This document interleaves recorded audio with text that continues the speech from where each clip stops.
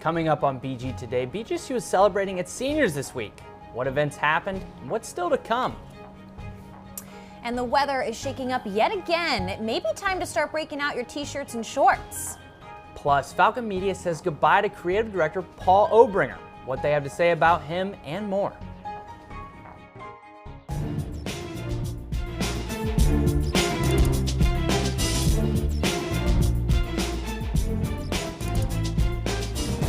Live from the campus of Bowling Green State University. But first, the College of Arts and Sciences has a new dean. Welcome to BG Today. I'm Ethan Watts. And I'm Claire Mitchell. Dr. Ellen Schendel was hired to start on June 30th. Schendel comes from Grand Valley State University, where she oversaw new program development and international education. Schendel is being brought in here at BGSU to try and implement more changes for student engagement throughout the college. And it's senior week. BGSU is hosting events all week long.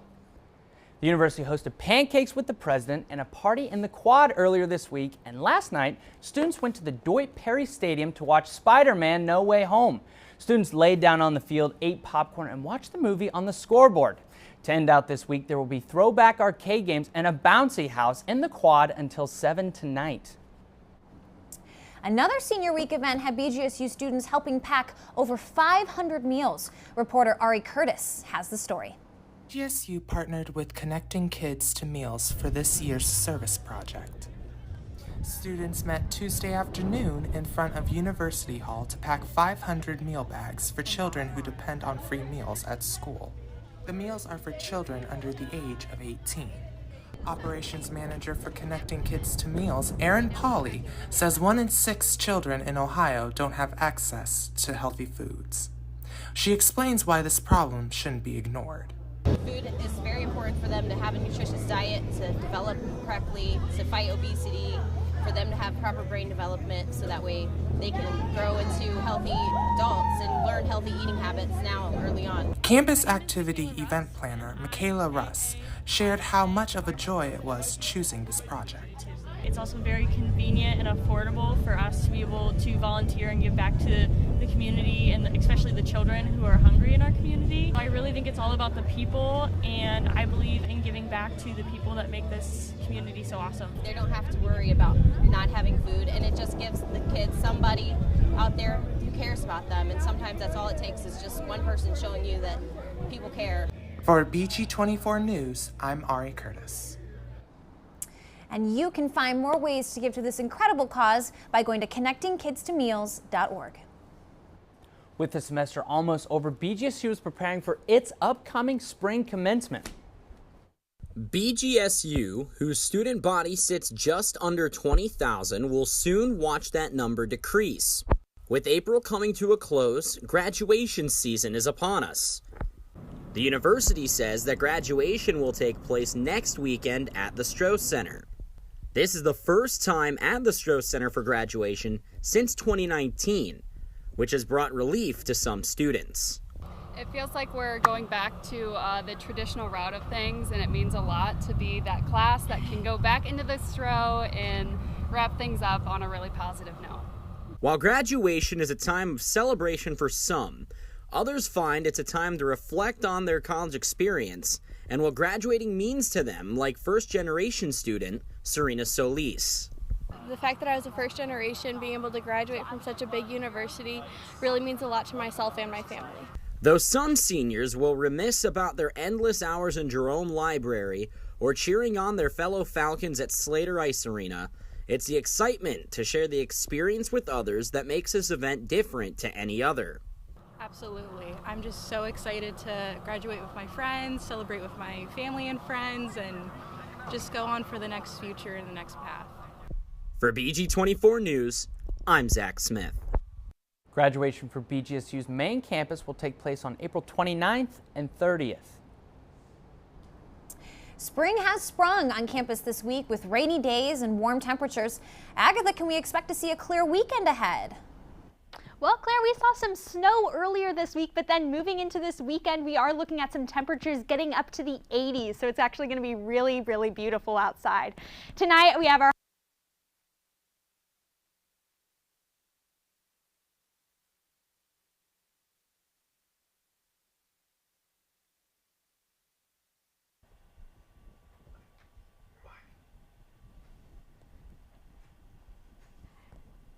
it's going to be our high and our low. And then moving on to tomorrow, our high is around 64, our low is 52. It's going to be cloudy, and our wind is going from 5 to 10 miles per hour. Moving into this weekend, we are looking at some lovely temperatures. It's going to get our high up to 80 on Saturday. Our low is 58, and the sun's going to come out. And then this Sunday, our high is 83, our low is 60. And so I'm definitely going to be going outside and enjoying the warm weather. I hope you will be too. Back to you, Claire. Looking forward to the warm days this weekend. Thanks, Agatha. Bring out your jeans for Denim Day Wednesday. The Office of Residence Life is hosting the event for Sexual Assault Awareness Month. Denim is worn in protest against misconceptions about sexual assault, says Associative Director of Housing and Administration, Joshua Maxwell. And that's the reason why we wear denim, to be able to help make that protest and be able to make sure that people are understanding that we all have a role to play in the culture that we create at the university. That's not just students, but that's also staff too. And for students living on campus, you can start picking up your Denim Day buttons at your residence hall through April 27th. The undergraduate student government's new administration rejects the Ohio House Bill 616.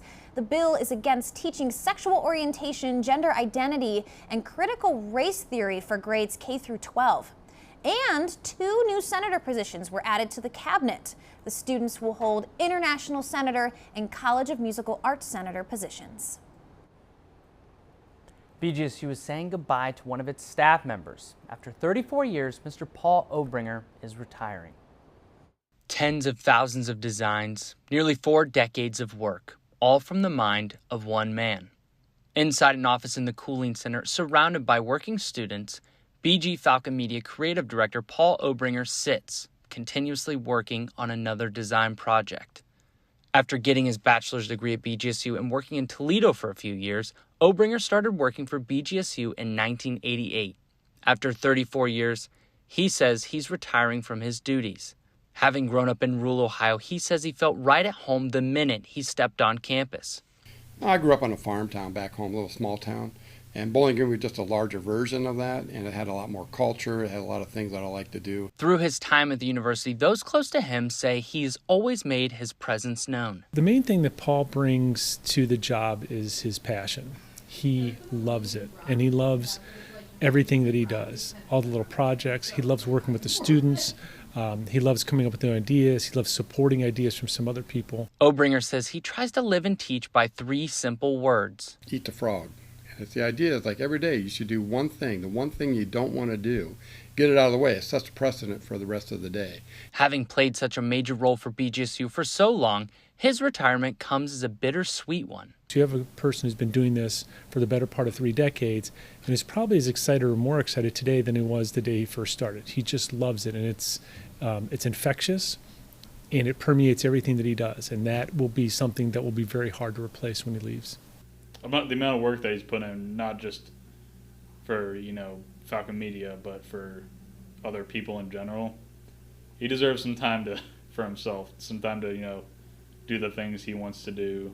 While most people dream about playing golf or traveling when they retire, Obringer says he has different plans. Spending my last years with my mom. My mom is 87 years old, and she's doing well. She's got a really good memory and everything else like that, but she can't do everything like she used to do, and she'd like to stay in the farmhouse, and I'd like to make that happen for her. And I'll do some side projects, freelancing and whatever, and then I'll come back on the weekends to Bowling Green and check in and just make sure the town's still up and running.